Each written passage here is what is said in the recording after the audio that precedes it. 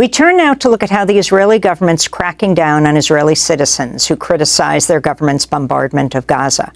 We're joined now by Meir Baruchin, a history and civics teacher from Jerusalem, who was recently jailed for 4 days in solitary confinement after he posted a message on Facebook about his opposition to the killing of innocent Palestinian civilians, especially women and children.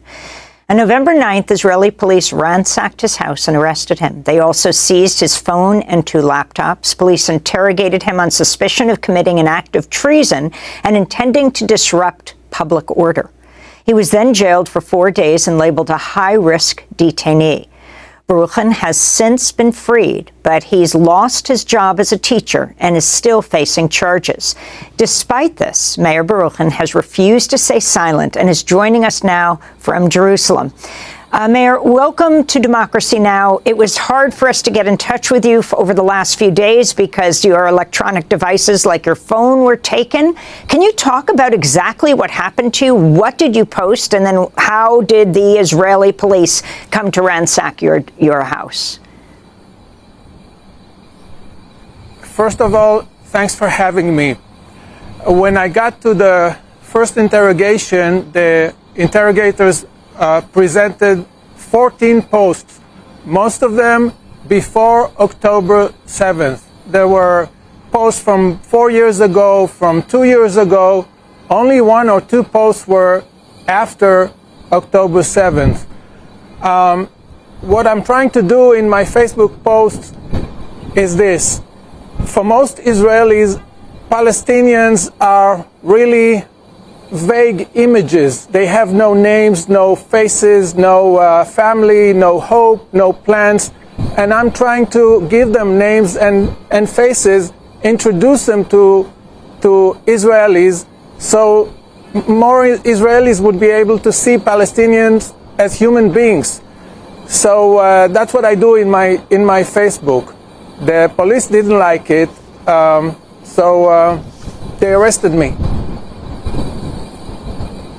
And when you were arrested, what was the substance of the interrogation against you during that time, and how were you treated? On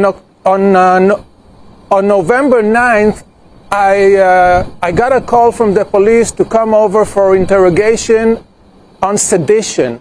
I called my lawyer, and he said that in order to interrogate an Israeli citizen for sedition, they need an approval from the general attorney. The police did ask for approval, but was rejected. So they decided to interrogate me for intention to commit an act of treason and disrupt public order. The minute I walked into the police station, they shackled my hands and legs, and they showed me a warrant to search my house. 5 detectives took me to my house and ransacked the place. Then I was taken back to the police station for the first interrogation that lasted 4 hours. After that, I was taken to the jailhouse. I was, like you said, I was categorized high-risk detainee, separated from everyone. I wasn't allowed to bring anything with me, a book or something. I spent there 4 days. In order not to go crazy, I exercised every hour and a half, 2 hours. On Sunday evening, November 12th, they took me for a second interrogation, and their technique was, it wasn't really asking questions, it was more of a rhetoric. When you install the answer inside the question, you don't really let the other person choose his own answer. For example, they said something like, as someone who justifies and legitimizes the rapes of Hamas people on October 7th, don't you think that, that was their technique? Also, in my second interrogation, at a certain moment, they said that my Facebook posts are just like the protocols of the elders of Zion. Now, I'm a history teacher, so I asked them, did you ever read the protocols of the elders of Zion? There was no comment. I was taken back to the jailhouse, and on November 13th, I was released by the judge, and still they kept me in the jailhouse for another 3.5 hours. And what has been the response of fellow teachers in Israel and of the press to your arrest and detention?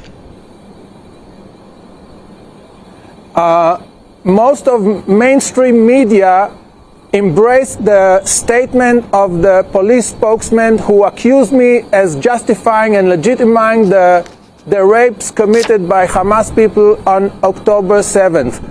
As for my colleague teachers, hundreds of them are telling me, Mayor, I'm fully behind you, but I have children to support. Mayor, I'm with you, but I'm paying a mortgage. Mayor, I'm with you, but my daughter is getting married. Mayor, I'm with you, but we just started to redecorate the house. They are afraid to speak up. They are afraid to lose their jobs. They see very clearly that these days, Israeli citizens who are showing the slightest sentiment towards the people of Gaza, opposing killing of innocent civilians, they are being politically persecuted. They go through public shaming. They lose their jobs. They are being put in jail. So they are afraid. Last week, Haaretz, the Israeli newspaper, published an editorial headlined "Arresting Arabs and Left-Wingers, How Israel Intends to Crack Down on Domestic Dissent Over Gaza War." In it, Haaretz wrote about your case, saying, quote, "Make no mistake, Baruchin was used as a political tool to send a political message. The motive for his arrest was deterrence, silence any criticism or any hint of protest against Israeli policy. Baruchin paid a personal price." So, Mayor, if you can talk about the fact that you were fired from your job, you have 4 children, right? And also, how unusual is your arrest and being put in solitary confinement, both for Israeli Jews and for Palestinians? Well, first, I must admit that the fact that I'm Jewish played a key role in my arrest. Had I been Palestinian, it was completely different. There would have been much more violence from the police officers and also in the jailhouse by the wardens. I think it's a clear message for not only to the teachers, but to all Israeli citizens. One of the newspapermen from Yediot Achronot, Ben-Dror Yamini, he called me a soldier in the service of terrorist propaganda, in those specific words. Other newspaper, other journalists also embraced the police statement without getting my response or without even trying to challenge the police statement. They took your phone and also your computer? Yes. Have you gotten it back? They took my phone. They took 2 laptops. No, not yet. My lawyer is working on it, but the case is still not closed. I'm still facing charges. Also, the Ministry of Education suspended my license, so I cannot go back and teach anywhere in the country. And what do you tell your kids? We just have 30 seconds, Mayor. My kids are proud of me, and that's the most important thing. Forget.